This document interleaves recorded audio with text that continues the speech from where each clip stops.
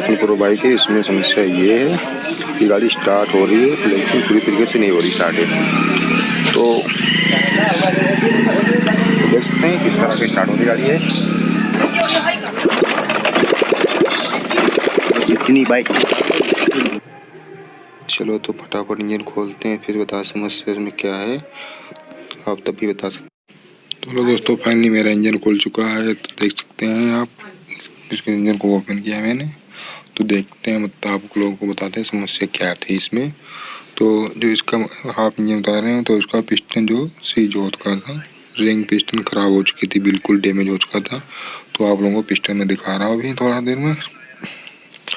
तो मैंने काफ़ी देर से मेहनत की, तब कुछ कोशिश की महसूस मालूम है। तो मैं पिस्टन को देखा तो उधर। वीडियो अच्छा लगे तो लाइक करें, कमेंट करें, शेयर करें।